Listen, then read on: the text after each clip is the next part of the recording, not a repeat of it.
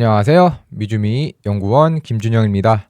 10분 안에 살펴보는 오늘 장전 미국 증시 이슈 5장미를 시작하도록 하겠습니다.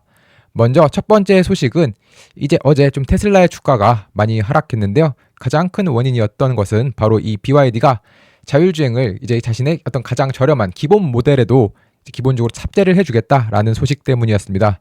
이 BYD는 딥시크와 협력해서 이 자율주행인 이 가즈아이즈라는 이 ADAS 시스템을 공개했습니다. 이번 이 ADAS는 기존의 고가 차량뿐 아니라 이 1만 달러 미만의 가장 저렴한 차량에도 기본으로 탑재된다고 밝혔는데요. 하지만 반면에 이 테슬라는 아직 이 최신 FSD에 대한 어떤 중국의 규제 승인을 받지 못하고 있으며, 또 테슬라는 이렇게 BYD가 기본으로 무료로 이렇게 ADAS를 탑재해 주는 것에 비해 이 FSD를 월 99달러 혹은 이 8,000달러에 판매하려고 하는 것과 이렇게 대조적인 모습을 보였고, 이에 따라 테슬라는 지난 하루 동안 6.9%라는 큰 폭의 주가 하락이 있었습니다. 그리고 이러한 좀 주가 하락을 또 가속화시킨 사건이 있었는데요. 테슬라의 V13 FSD 차량 사고 또한 이러한 우려를 좀 증폭시켰습니다.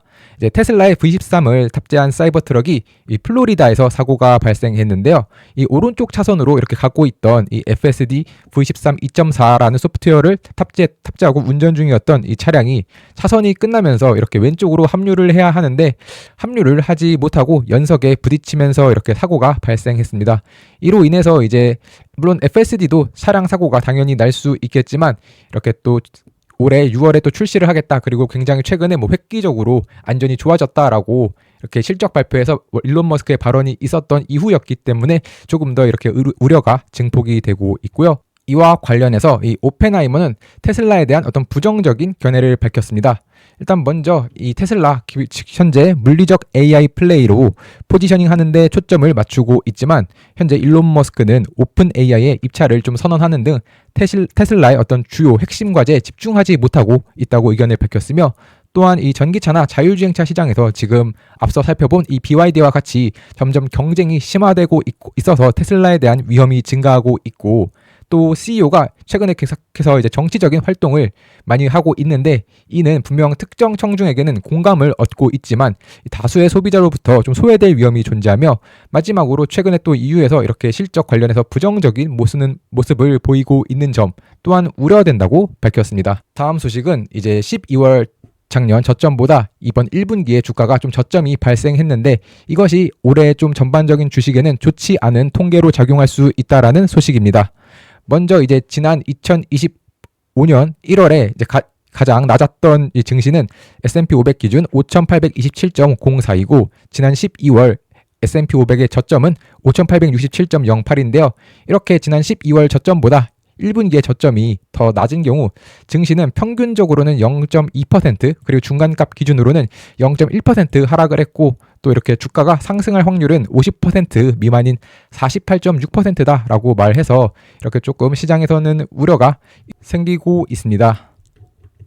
이와 관련하여 그렇지만 HSBC는 그래도 상반기에 여전히 좀 골드락스 환경이 예상된다라고 하며 이렇게 긍정적인 의견을 전했는데요. 이 HSBC는 25년도에 결국에 최근 AI 부문 불확실성과 그리고 관세 우려, 그리고 미국 대형주 실적 부진으로 인한 이런 시장의 변동성에도 불구하고 2025년도 상반기 결국에는 긍정적인 전망이 있을 것이다라고 이러한 자신의 전망을 재확인했는데, 그 원인을 좀 살펴보면 첫 번째로는 결국 미국의 경제 성장이 계속해서 지속되고 있고, 또 인플레이션이 둔화되고 있어서 이 점이 위험 자산에 좀 유리하다라는 점. 두 번째로는 이 시장 참여자들이 투자 심리가 극단적으로 낙관적이거나 비관적이지 않기 때문에 현재 추가 상승 여력이 있다는 점. 그다음 마지막 세 번째로는 미국의 재무부가 앞으로 몇 분기 동안 국채 발행 규모를 기존과 동일하게 유지하겠다라고 전하면서 이 시장의 어떤 유동성 공급이 크게 줄어들지 않을 것이라는 점을 들었습니다. 이와 관련해서 HSBC는 몇 가지 투자 전략을 말했는데요. 먼저 비중 확대할 자산으로는 미국이나 유로존, 신흥국 등의 전반적인 이 주식, 결국에 주식에 더 확대를 해라라고 전했고, 두 번째로는 이 하이힐드 채권과 같은 약간은 고위험성 채권, 세 번째로는 금, 이 세 가지 자산에 대해서는 비중 확대를 추천했고요. 반대로 좀 비중을 축소할 자산으로는 투자 등급 단위에 조금 괜찮은 채권 그리고 원유에 대해서는 이렇게 비중 축소를 하라고 전했습니다. 마지막으로 이 HSBC 그래도 2025년 금리 인하 3회 인하할 것이다 라고 하며 자신의 기존 전망을 또 함께 유지하는 모습을 보였습니다. 다음 소식으로는 또 이번에 파월이 상원에 가서 이렇게 또 자신의 의견을 밝히기도 했는데 이 경제와 관련해서 어떤 말을 했는지 살펴보도록 하겠습니다. 먼저 이제 파월은 상원에 참석하여 경제는 여전히 강력하고 현재 연준의 정책은 이전보다 덜 제한적이기 때문에 정책 조정을 위해 좀 서두를 필요가 없다라고 밝히며 이제 기존의 입장을 반복했습니다. 또 중립금리와 관련해서도 뭐 코로나 때보다 이미 중립금리는 좀 많이 올랐다. 그래서 이제 중립금리 자체도 이제 지금 현재가 좀 어느 정도 적정 수준에 가까운 이런 모습을 좀 보이고 있는데요. 특히 최근 관세와 관련해서 또 파월이 발언을 한 것이 있습니다. 먼저 이 관세 정책을 만드는 것은 연준의 역할이 아니지만 자유무역이 여전히 더 타당하다고 밝히면서 최근에 좀 트럼프 어떤 정책에 대해서 약간은 좀 우회적으로 비판한 것이 아닌가 좀 생각이 되는데요. 그리고 또 이제 최근 좀 스테이블 코인과 관련해서도 이렇게 파월이 발언하는 것이 있습니다. 이번 이 상원에서 파월은 스테이블 코인이 소비자와 기업의 큰 미래를 가져다 줄 수 있다. 그리고 소비자와 이 저축하는 사람들을 모두 보호하고 안전한 스테이블 코인이 개발하는 것이 중요하다라고 하면서 이렇게 규제 프레임워크를 지지한다고 밝혔습니다. 즉 그렇기 때문에 이제 결국에 이렇게 결국 스테이블 코인도 자유롭게 놔두기보다는 결국 규제를 해서 조금 더 안전하게 할 필요가 있다라고까지 말했다는 점 알아두시면 좋을 것 같고요. 또한 이와 관련해서 이 뉴욕 연은 총재 역시도 지금 현재 2% 물가 목표를 위해서는 좀 시간이 걸릴 것이다 라고 전하면서 현재 이런 금리 수준에 대해서는 분명히 좀 적당히 제한적이라고 전하며 현재 금리 상황 거의 약간 파월과 좀 약간 유사하게 이제 현재 이런 금리에 대해서 좀 긍정적으로 전했고 또한 그에 따라서 이제 신중한 모습을 전해야 한다라고 밝혔는데요. 특히나 이제 분명히 이제 2% 목표를 향해 계속 움직이는 것은 맞지만 그것이 지속적으로 달성하기까지는 시간이 걸릴 것이고 올해 같은 경우는 물가 한 2.5% 수준 그리고 몇 년이 지나야 이제 그때서 이제 2%로 하락할 것이라고 전했습니다. 그렇기 때문에 결국 이번에 또 오늘 CPI 발표가 있어서 이번 물가 과연 정말로 2.5% 수준일지 아니면 정말로 2%를 가기 위한 더 큰 진전을 보일지 좀 살펴보면 좋을 텐데요. 이와 관련해서 이 증권사별 CPI 전망치를 가지고 왔습니다.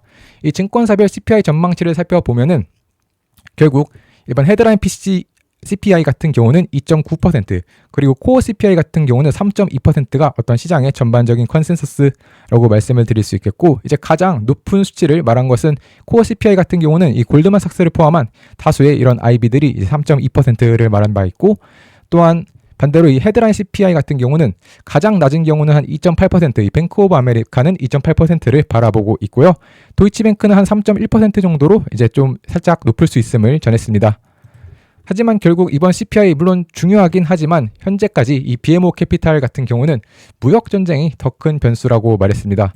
물론 이번에 결국 나올 CPI 데이터 중요하긴 합니다. 왜냐하면 이 CPI 발표 이전까지 주요 경제 데이터 발표가 없었기 때문에 CPI가 금리 방향을 좀 크게 바꿀 가능성은 있다라고 전했습니다. 다만 이제 예상치 수준의 발표가 나와도 시장의 반응은 좀 미미할 수 있는데 그 이유가 바로 앞서 말씀드린 이 무역 전쟁 때문입니다.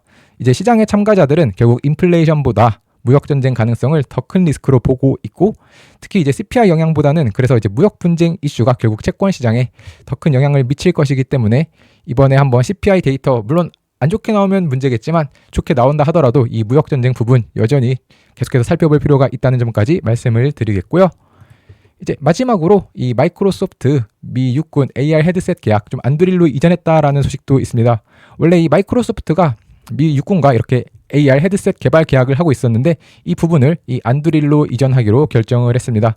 이에 따라서 이제 안두릴은 이런 통합 시각 증강 시스템 개발을 포함한 이 하드웨어 및 소프트웨어 관련된 여러 일정들을 총괄할 예정이고 하지만 마이크로소프트도 이 사업에서 완전히 빠지는 것은 아닌 게 이런 클라우드와 AI 기술 지원을 통해서 프로젝트를 계속해서 지원할 계획이라고 밝혔습니다.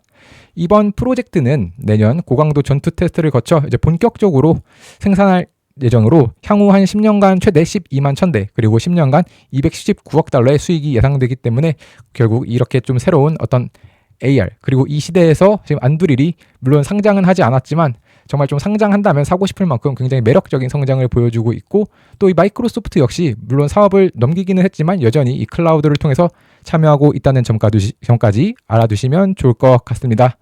네, 그러면 이상으로 오장미를 마치도록 하겠습니다. 감사합니다. 네이버 검색창에 네이버 프리미엄 콘텐츠 미국 주식에 미치다를 검색하시면 이렇게 네이버 프리미엄 콘텐츠가 나오는데요. 이걸 다시 한번 클릭하시면 이런 화면과 함께 오른쪽 상단에 구독하기 버튼이 있으니 이 버튼을 통해서 하실 수 있습니다. 또한 제 영상을 보시고 구독을 하시는 분들은 영상 하단의 상세 보기를 보시면 네이버 프리미엄 콘텐츠 구독하러 가기가 있는데 이 버튼을 누르시면 화면 오른쪽 상단에서 이제 구독하기 버튼을 눌러주시면 네이버 프리미엄 콘텐츠 구독이 가능합니다.